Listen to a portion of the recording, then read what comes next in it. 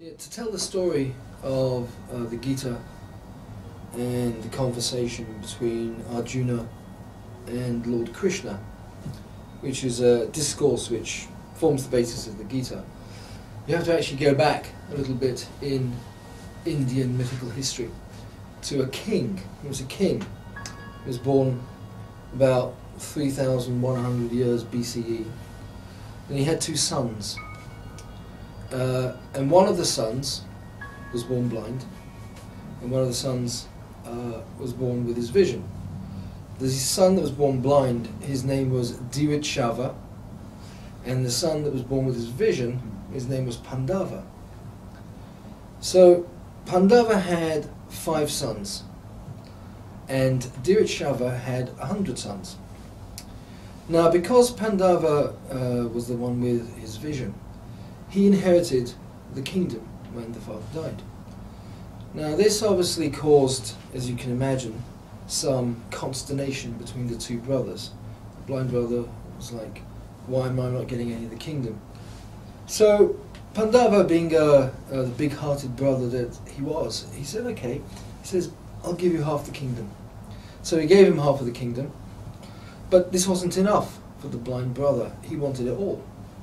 So what he did was he launched a war, and the war is called the Mahabharata, which is another great Hindu classic. He launched a war against, with his 100 sons and thousands of soldiers, against the Pandavas. And one of the sons of the Pandavas was Arjun, who was a fearless warrior. He was an amazing archer. So this is where the Gita starts. It starts with this war called the Mahabharata, and it's these wars that continue. And the war, or the backdrop of war, that forms the basis for the Gita is the war that took place at a town called Kurukshetra, which is in northern India, just outside of Delhi. And on this day, as the two armies are amassing, the Pandavas and the Kauravas, they're coming up to the battlefield, and Arjuna is one of the warriors who's leading the Pandavas, and he's with his charioteer, Lord Krishna. And they get to the battlefield, and Arjuna says, before I engage in battle, before we go into war, I want to see who it is that I'm going to be killing. So he rides towards the Kauravas, which is the opposing army, to see who it is. And he realizes that as he's getting closer, actually there are people there who are distant relatives, friends, gurus of his, and he recoils in horror. And he says, I can't do this. I cannot go into war, because there's going to be bloodshed, there's going to be death, it's going to be horrific. How can I live a life after this when I'm going to be killing people of my own blood? And so he froze, and then he had to retreat back to where to their baseline. And he got back to the baseline, and that's when the conversation of the Gita starts. And so he comes back, and he's shaking, and he wants to drop his arrow and his arch. And Lord Krishna, who in the mythical story represents God. So Lord Krishna, but is playing the charioteer in this story, sits down with Arjuna, Prince Arjuna, and he starts a conversation. This conversation is the Gita. And the gist of the conversation, and of course there's 18 verses, or it goes over 18 days, and there's 700 verses. And all of the verses talk about all of the different aspects of existence and life and death. But it starts off very simply with Lord Krishna saying to Arjuna that it's his duty to fight. That even though he's going to end up killing uncles, brothers, gurus, people he had grown up with, that it's his duty as a warrior, because he's a warrior, to fight, and he cannot. The outcome of the fight to him is unimportant, but it's his duty to fight. And that talks to one of the spiritual messages of the Gita, which is that of selfless action and how we live our life. And when Lord Krishna is talking to Arjuna, and he says, you know, there are two types of people who, in their search for their self and for enlightenment, they go about it in different ways. Some people will contemplate, meditate, they'll go and sit on top of a hill somewhere and they'll try and find themselves and find God. And then there are some people who find God through action. And Arjuna was one of those. And being a warrior, action for him meant fighting. And Arjuna said, it's through action, and it's through conflict, and it's through fighting that you're going to find God. And when you find God, you'll find yourself. And so, in essence, the Gita,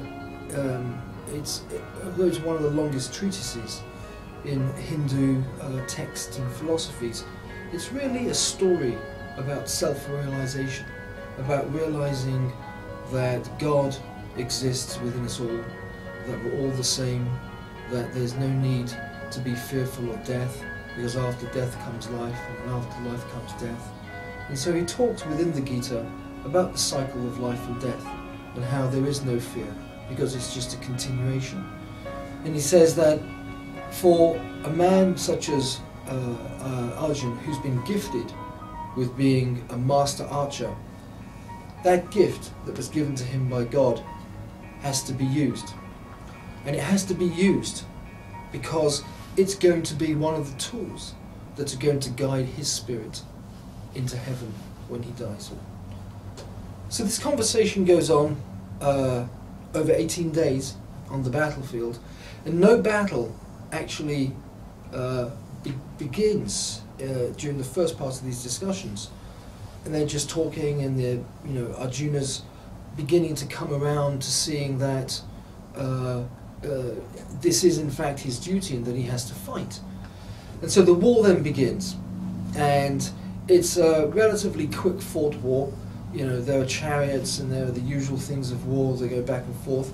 But the final blow, which brings the war to an end, is Arjuna takes an arch. He takes a bow, an arrow, he fires it from his arch, and it flies through the air. And at the same time, the opposing leader of the Kauravas fires an arrow.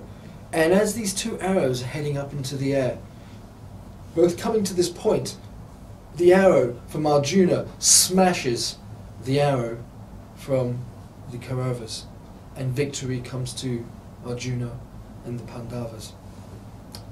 And Lord Krishna said to Arjuna afterwards, he said, it wasn't whether you were going to be defeated or whether you were going to be victorious. He said it was your duty to fight. And in the fighting, he found truth. And in finding truth, he found himself. And in finding himself, he found God. And in finding God, he reconnected to the one. And so that's the literal, historical, and the metaphysical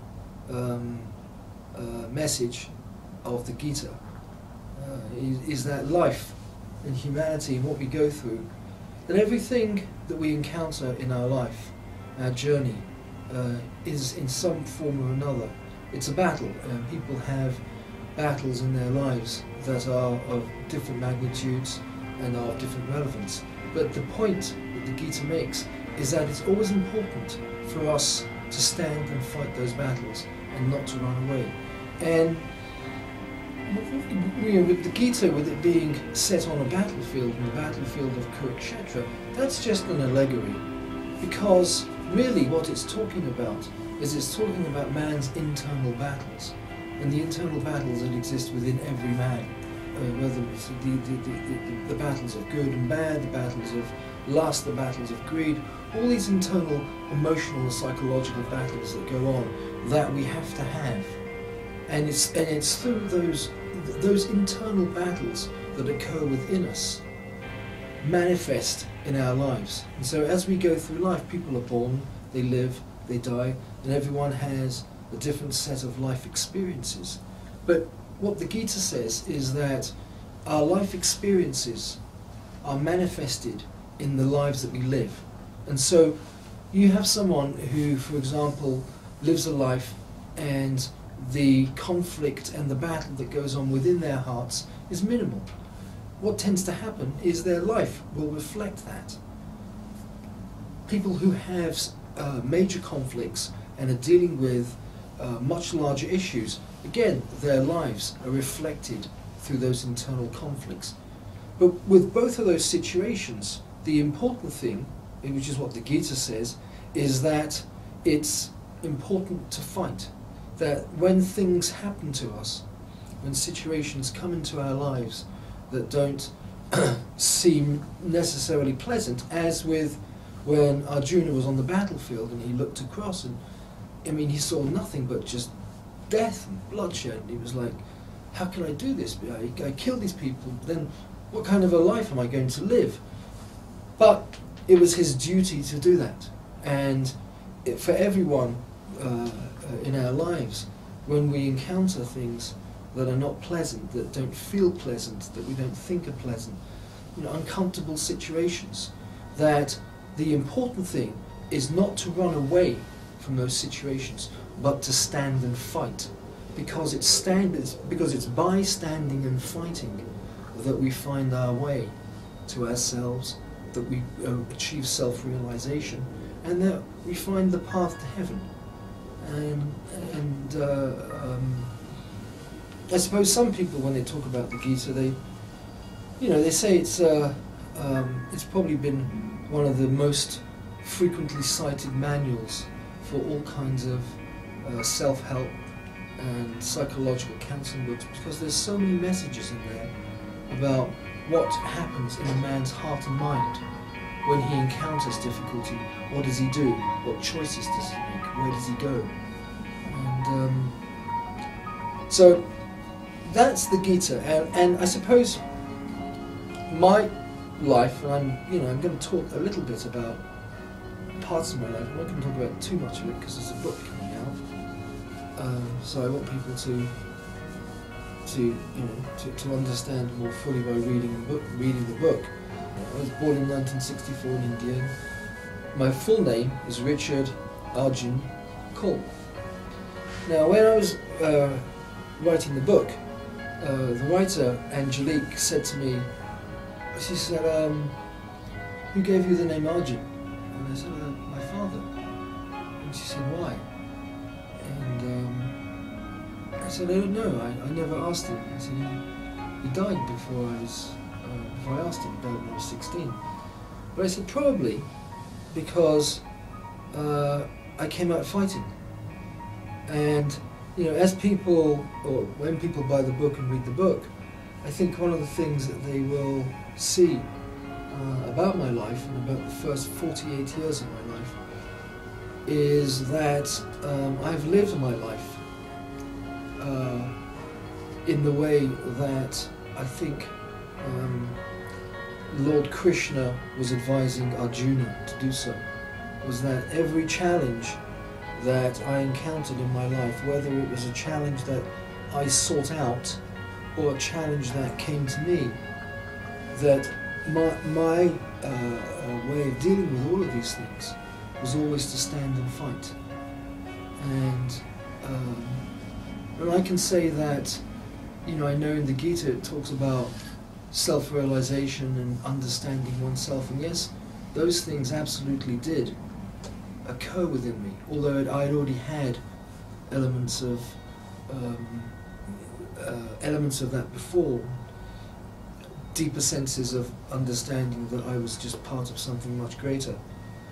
But also the process of going through conflict and going through battles and going through fights, it allowed me to learn so much about myself, much more, I think, than had I, in those many instances, just decided to take a very pacifist, non-confrontational role.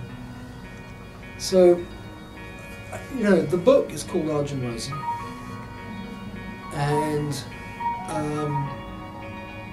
when I think about it, I think that my dad must have known something else about me other than the fact that I came out fighting. There must have been something deeper in his heart and mind that caused him to give me this name Arjun.